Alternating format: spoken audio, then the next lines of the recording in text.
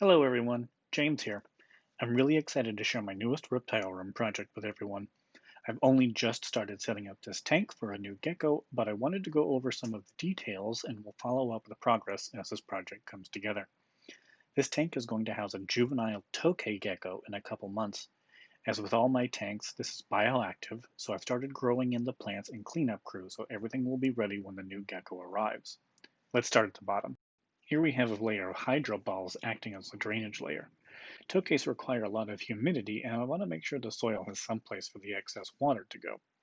Above that is a mesh screen to prevent the cleanup crew and soil from getting mixed in with the hydro balls. The dirt here is plantation soil mixed with forest moss. I like this green moss because it holds in moisture really well. I layered it and then covered the top of the dirt with moss. On top of that, I have magnolia leaves acting as leaf litter.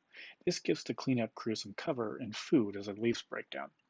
I have two types of isopods in here, dairy cows and Dalmatians. Springtails have been added as well. In addition, I like putting in millipedes into my humid tanks. They do a lot to keep the soil aerated.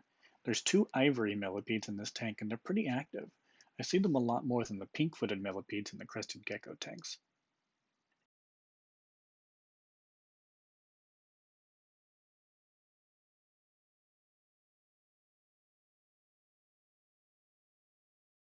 In the soil I've got a variety of plants.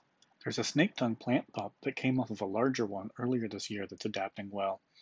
I have a few different types of vining plants that I hope will grow up and use these branches and fake vines as support to fill in the middle space here with foliage. To round it out, I've got a few plants for color, like this nerve plant at the bottom. They do really well in my crested gecko tanks.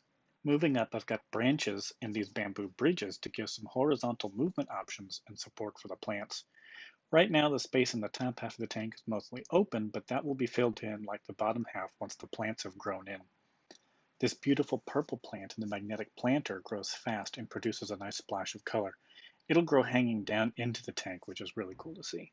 I've got a ledge here for basking. It's sitting under a ceramic heat emitter now, and I'm testing temperature readings. I use a thermostat with day and night temperature settings here as tokays need some variation in temperature. Their basking spot should be about 100 degrees during the day, and at night they should have around 80 degrees ambient temperature. It's probably going to take some time to adjust everything just right to hit those targets. I have a Jungle Dawn LED growth light for the plants and a UVB light for the gecko in the hood on top of the tank. The light cycle is 12 hours on and 12 off. Even though tokays are largely nocturnal or crepuscular, they will bask during the day, and I believe every reptile benefits from at least some UVB. I'll post updates as this tank comes together, and of course when the Tokay Gecko comes home to live here. Stay tuned for updates and videos introducing my other geckos. Thanks for watching.